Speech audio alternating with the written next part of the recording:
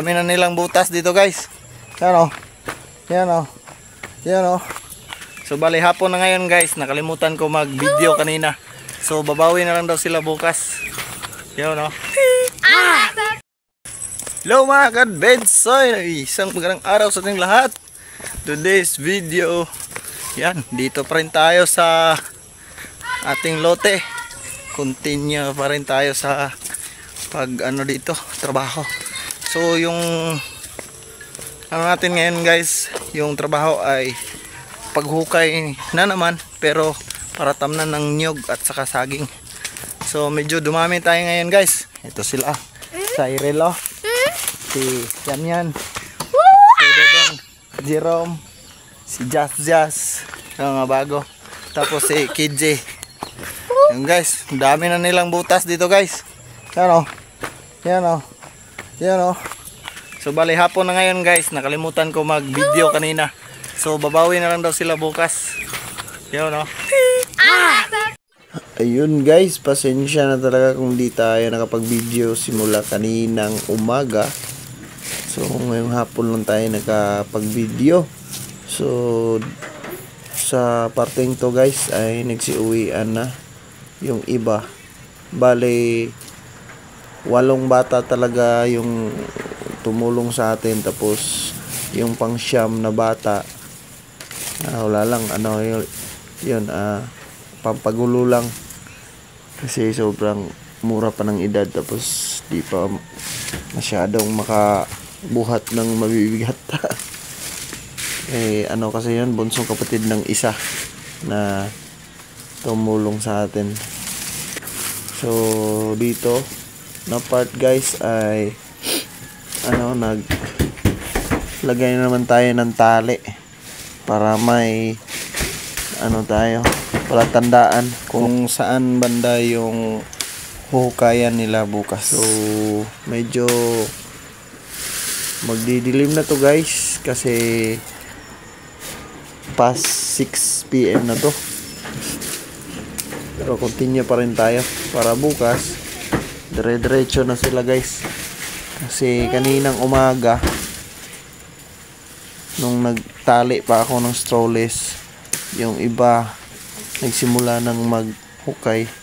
Yun na ako guys, na stress kasi sobrang bilis nila guys sa isang linya kasi guys 5 butas lang, 8 silang naghuhukay.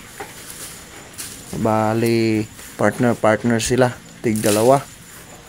So 4 agad yung ma-accommodate, so isa na lang bakante. So kailangan kong bilisan, hindi naman natin pwedeng bilisan ng basta-basta na lang kasi sinusukat ko guys para naman tuwid yung ating mga pananim at saka makuha natin yung distansya na balak nating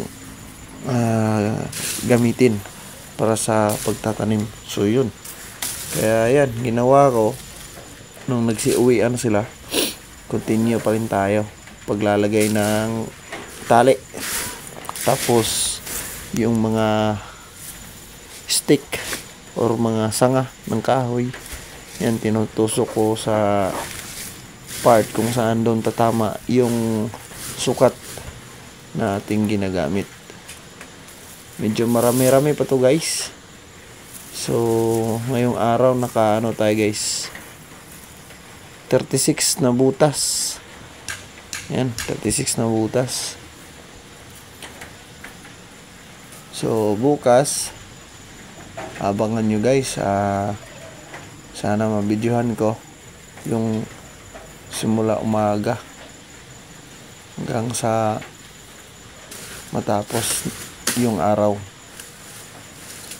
So yun, itatanim ko pala dito guys yung mga dwarf na niyog, yung 3 to 5 years namumunga na. So naghanap din pala tayo nun. Sana makahanap tayo ng seedlings nun na malapit lang sa atin para hindi masyadong ma-stress yung tanim, at saka hindi rin tayo gagastos ng malaki para sa shipping O siya mga kadbensoy, bibilisan ko na to. Manood ka na lang dyan.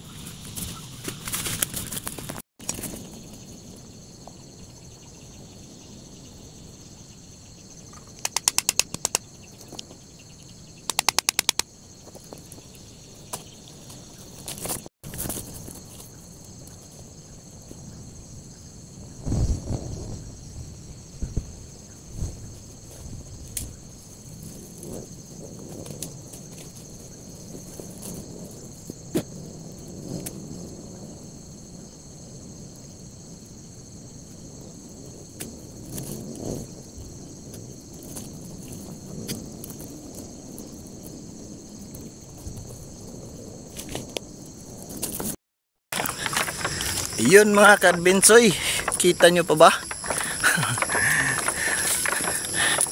Di na tayo inabutan ng hapon guys. Talagang ginabi na tayo guys. Napasarap yung ano natin trabaho. Pero yung mga chikiting, yun, nagsiuwian na. Tayo na lang yung naiwan guys. Maraming salamat mga kadbensoy sa panonood. See you na naman sa susunod na kabanata. Paalam. Bye bye. Liwanag pa dito guys sa labas. To God be the glory. Peace out mga kadbensoy. Wow!